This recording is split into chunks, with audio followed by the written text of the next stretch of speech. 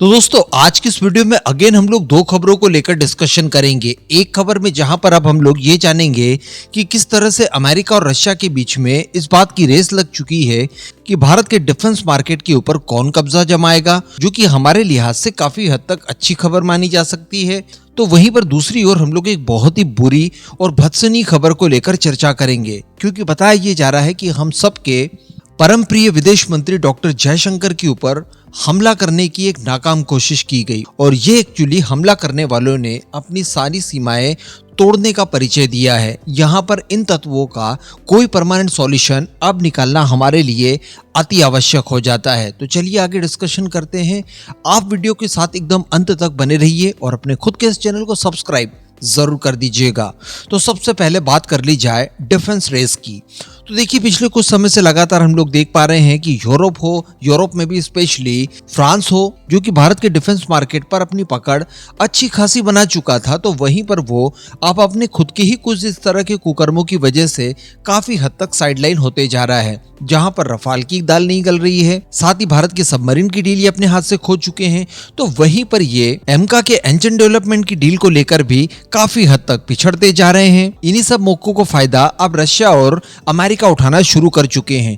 ये सारी परिस्थितियां हमने वर्ष 2020 के पहले भी देखी थी, जब डोनाल्ड ट्रंप के ही कार्यकाल के दौरान रशिया और अमेरिका दोनों इस बात की रेस में लगे हुए थे कि कौन भारत के लिए बड़ा डिफेंस सप्लायर बनेगा। हालांकि बीच में बाइडेन आ गए, बाइडेन ने भारत की अनदेखी की और उसके बाद रशिया भी कुछ हद तक न्यूट्रल हो गया था ड्यू टू सैंक्शंस वगैरह और साथ ही यूक्रेन के साथ युद्ध को लेकर। लेकिन आज की परिस्थितियां देखें तो डोनाल्ड ट्रंप द्वारा भारत के सामने एक बहुत बड़ा पोर्टफोलियो रख दिया है डिफेंस के क्षेत्र में। आपको क्या चाहिए, आप अपनी रिक्वायरमेंट के हिसाब से हमें बताइए, हम आपको प्रोवाइड कराएंगे।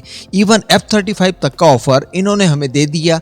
इस बात को लेकर अब रशिया की भी नींद खुल चुकी है। रशिया द्वारा शुरुआत में Su-57 का ऑफर दे दिया गया, लेकिन अब इसके बाद खबर निकल कर यह आ रही है कि S-400, जिसको लेकर वर्ष 2018 में भारत ने रशिया के साथ $5.43 बिलियन की डील की थी, जिसके तहत कुल 5 रेजिमेंट भारत को दी जानी थी, जिसमें से 2 अभी भी ड्यू है, वो लोग दे नहीं पाए हैं। इसको लेकर इनकी तरफ से ऑफर दे दिया गया है कि हम भारत को इसकी टीओटी देने के लिए तैयार हैं और ये टेक्नोलॉजी ट्रांसफर का प्रावधान देने के लिए रोसनबोरोन एक्सपोर्ट की तरफ से पहल की गई है। और ये ऑफर देने के पीछे इन्होंने कारण ये बताया है कि भविष्य में इन S-400 के रेजिमेंट से संबंधित जितने भी स्पेयर पार्ट्स, कलपुर्जे वगैरह भारत को चाहिए होंगे, वो सब कुछ भारत में ही निर्मित करवा दिए जाएं। साथ ही इस प्रोग्राम को और ज्यादा विस्तृत बनाने के लिए भी, जैसा कि लास्ट वीडियो में मैंने आपको बताया था कि अब भारत की फ्रेंडली कंट्रीज अपने हाई वैल्यू वेपन्स को भारत के अंदर मैन्युफैक्चरिंग कराना चाहती है और यहीं से इन्हें एक्सपोर्ट भी कराना चाहती है भारत की रिक्वायरमेंट फुलफिल करने के साथ साथ। तो इससे इनके प्रोजेक्ट का एक्सपांशन भी हो जाएगा।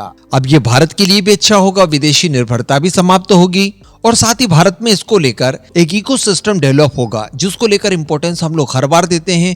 इस तरह का इकोसिस्टम भारत के अंदर डेवलप होना बहुत ज्यादा आवश्यक है। हालांकि यहाँ पर भारत को इस बात का भी विशेष ध्यान रखना पड़ेगा कि इस तरह की डील साइन करने की वजह से और इस तरह से S-400 को भारत के अंदर ही टेक्नोलॉजी ट्रांसफर के जरिए मैन्युफैक्चरिंग कराने की वजह से हमारे खुद के प्रोजेक्ट कहीं अधर में न लटक जाए या उन्हें किसी तरह का कोई डेंट ना पहुंचे, क्योंकि हम लोग ये बात भी अच्छे से जानते हैं कि प्रोजेक्ट कुशा वगैरह कुछ इस तरह के प्रोजेक्ट हैं जो कि भारत द्वारा स्वदेशी लेवल पर चलाए जा रहे हैं और वो भी S-400 की टक्कर के ही हैं। और इससे भी बड़ी बात कि उन्हें भारत की ही रिक्वायरमेंट को ध्यान में रखकर तैयार किया जा रहा है, जो कि भविष्य में हमारी जरूरतों के साथ साथ एक्सपोर्ट मार्केट में भी धूम मचाने के लिए तैयार होंगे, साथ ही रशियन S-400 की तुलना में कम से कम कीमतों को लेकर। अब अगली खबर की बात की जाए तो बहुत ही निंदनीय खबर है, क्योंकि डॉक्टर जयशंकर के ऊपर अटैक करने की कोशिश की गई है। जी हाँ, देखिए मैं आपको बता दूं कि डॉक्टर जयशंकर जो हमारे विदेश मंत्री हैं, ये यूके आयरलैंड की कुल 6 दिनों की यात्रा पर निकले हुए हैं। और डॉक्टर एस जयशंकर के बारे में आप सभी लोग जानते हैं कि ये भारत के दुश्मनों को किसी भी परिस्थिति में छोड़ते ही नहीं है। अपने शब्दों की तीर से कुछ इस तरह से उन्हें एक्सपोज करके रख देते हैं कि उनके पास कोई भी अन्य विकल्प नहीं बचता। इस वजह से अलग अलग माध्यमों से ये लोग डॉक्टर जयशंकर को आज तक अटैक करते आए हैं, लेकिन इस बार बताया ये जा रहा है कि खालिस्तानी संगठन की तरफ से इन्हें डायरेक्टली थ्रेट पहुंचाते हुए इनके ऊपर अटैक करने की कोशिश की गई। उस कम्बख्त को निकालो पार्टी से और उस पर एक बार यूपी भेज दीजिए, बाकी उपचार हम अपने आप करवा लेंगे। बताया जा रहा है कि गुरुवार को ब्रिटेन में चैथम हाउस थिंक टैंक के कार्यक्रम में डॉक्टर जयशंकर पहुंचे थे और वहीं पर इनके द्वारा अटैक करने की कोशिश की गई। हालांकि ये मामला बिल्कुल ही ताजा है और अभी तक फिलहाल की बात की जाए, जब तक मैं वीडियो रिकॉर्ड कर रहा हूं, भारत या फिर ब्रिटेन की गवर्नमेंट की तरफ से कोई भी ऑफिशियल विज्ञप्ति या बयान वगैरह इसको लेकर जारी नहीं किया गया है। बताया जा रहा है कि जब इस कार्यक्रम से डॉक्टर जयशंकर बाहर आ रहे थे, उसी समय खालिस्तानियों द्वारा डॉक्टर जयशंकर पर हमले की कोशिश की गई। इसको लेकर एक वीडियो भी वायरल हो रहा है जिसमें एक आदमी डॉक्टर जयशंकर के व्हीकल के पास आता है, उनकी कार वगैरह के पास। उस दौरान डॉक्टर जयशंकर के आसपास यूके की पुलिस भी मौजूद होती है और साथ ही ये खालिस्तानी व्यक्ति उन्हीं के सामने भारतीय तिरंगे को अपमानित करता है, उसे नुकसान पहुंचाने की कोशिश करता है और एक तरह से देखने पर लगता है कि ये मानो डॉक्टर जयशंकर के ऊपर हमले को अंजाम देने की कोशिश कर रहा था।